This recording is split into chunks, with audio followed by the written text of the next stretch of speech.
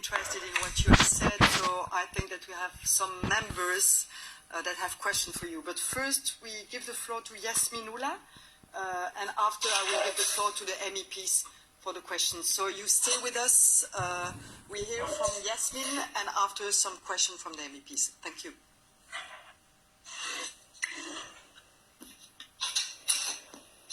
Thank you, Madam Chair. Honourable members of the European Parliament, respected guests, privileged to be here today. Thank you to all those who made it possible. To be candid, with that honour also comes a burden. This very existence of me today at this prestigious Parliament means that the majority of my people are still living in fear and continue to suffer gravely.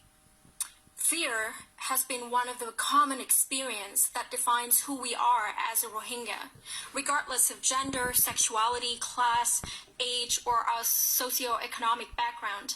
Fear is interwoven into our identity to the extent that most songs, poems, or any creativity expressed throughout decades of persecution have become heavily focused on our experience of pain inflicted by the Myanmar military.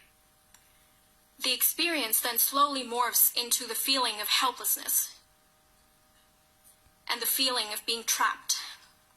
Almost every single Rohingya has had to encounter this feeling one way or another. For me, it was the time that I was a refugee in Thailand, without any protection. I remember praying every day that my parents would come home safe after grueling themselves selling street food so that they could put food on the table. It was the time that I had to walk into a small cell as the immigration officer of Thailand herded us into the detention center because we didn't have any legal status. I prayed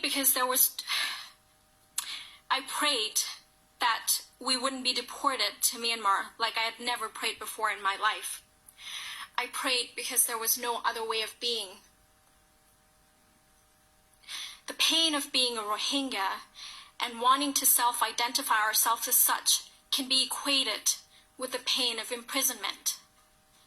There is no way forward and no way to walk back to the time that we were treated with respect as humans. This is true for my brothers and sisters living in the harsh conditions in Bangladeshi refugee camps at the moment. It is true for my people currently living in a very restrictive circumstances in Myanmar.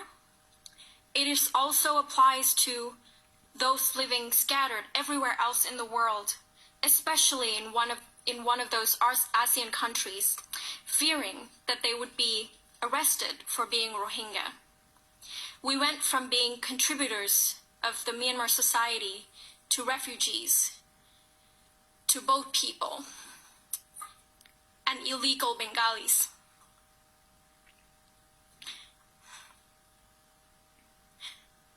We were forced to accept what is much, much less than what a human deserves.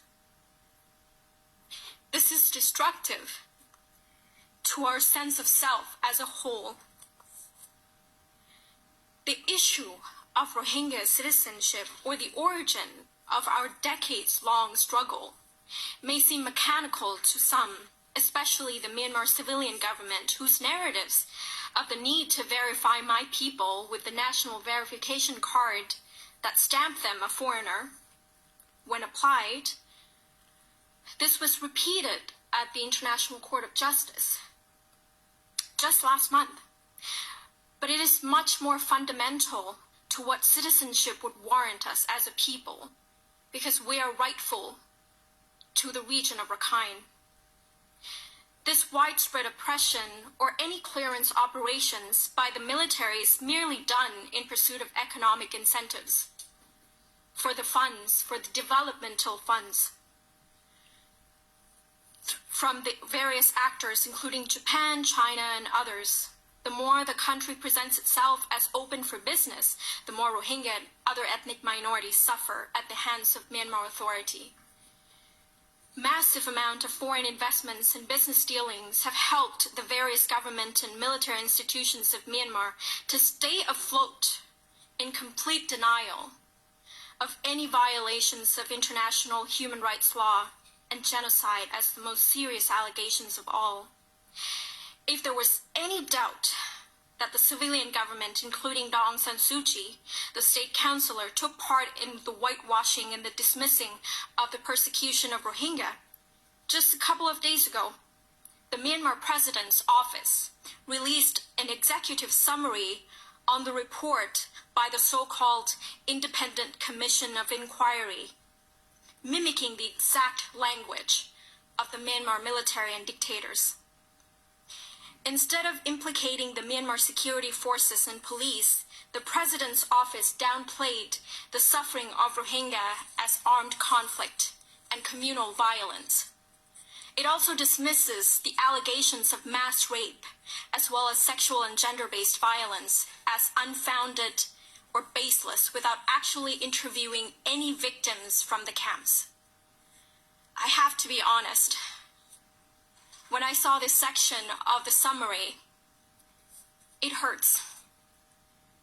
It goes to show the fundamental patriarchal views that is being perpetuated at the government level, even in the highest office. It signals to the rest of us, including other ethnic minorities, that the impunity of Myanmar Defense Forces is more important than the experience of being violated of the women and girls in the country. The reasoning behind mass violence or mass numbers of Rohingya exodus from the violence was framed in the commission, and I quote, as protection instinct when communal violence occur, downplaying the experience of my people as a whole. Sir, madam, my people won't put their lives at risk to cross the river if it was just communal violence. Mothers would never put their children at risk of drowning if there isn't any imminent threat to their child's life. The so-called Independent Commission of Inquiry also, quote, found no indication of pattern of conduct that one could reasonably conclude that the acts committed were with a genocidal intent. Rather, reactions were triggered due to individual fear, enmity, and historical grievances, end quote. The military forces were, quote, caught by surprise, unquote. I'm sure that you have heard the similar story many times before. While the office of the president defended the brutal murders of my people as a reaction because they were caught by surprise, Rojuma, a Rohingya woman who fled to Bangladesh since 2017, recounted the story of her son, a baby, a year and a half, was dragged out of her arm and thrown into fire. Dear sir, madams, honorable members of parliament, there are thousands of stories like this, where children were taken from their parents and killed. This is far from an act out of surprise. It is cruel and well planned to traumatize a population and to destabilize a sense of community within them. It is so important to elaborate the toxic nature of the executive summary at length because it confirms the suspicion that the current institutions and people who run them are not willing to change. And they're not looking forward to the country becoming more democratic anytime soon. One thing, however, that I would like to request from you all is for more support and for more focus on the grassroots activists and young people of Myanmar today. They are the ones who are advocating and fighting against the current hateful narratives that are being put out by the propaganda of the military and the government. These are the real change makers who are in dire need of your help and your support, protection from the oppressive regime.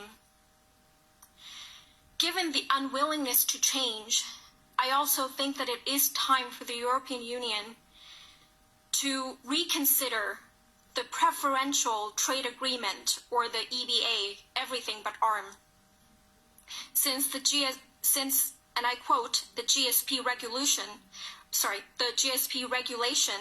provides that trade preferences may be suspended in case of serious and systematic violation of principles laid down in the Human Rights and Labor Rights Conventions listed in Annex 8 of the regulation. Myanmar has failed to follow any of these principles over and over again. Perhaps it's time for the military enterprise to never get another penny to benefit from such trade preferences while it continues to persecute innocent civilians. As the European Union is the fourth largest of Myanmar trade partner, Myanmar institutions have been able to seize this opportunity to legitimize and justify Myanmar's stance globally on human rights issue, that everything is fine, everything is well in the country, and that if there was anything wrong at all, they could address it internally. While I'm here to emphasize the importance of looking at the abuses and genocide of Rohingya people from a systematic lens, I'm also here to appeal to your conscience as a fellow human. My people do not ask for a separate state. We're not asking for a luxurious life. We're not asking for anything so far out of reach, out of your power at all. We keep on raising our voices so that we could be heard, so that we could break free from this feeling of helplessness. We just hope to be able to live in peace. Is that too much to ask?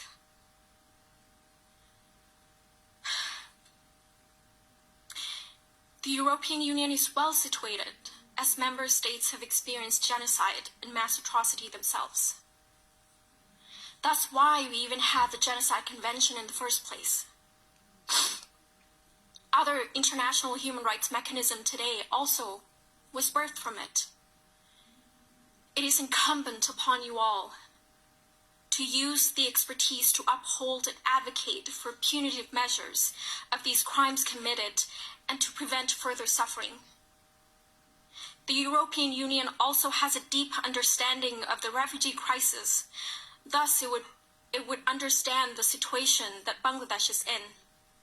And I would like to sincerely plead for more aid and more support to our host country.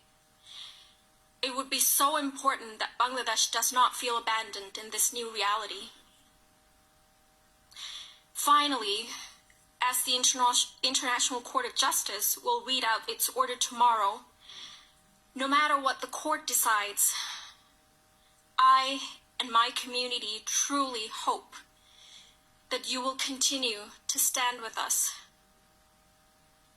and that you will continue to support us and push forth the measures of accountability and justice so direly needed in Myanmar, my country that is being ruled by tyrannical government and military, so that we can actually rebuild the country truly by the people and for the people. I thank you all for your attention.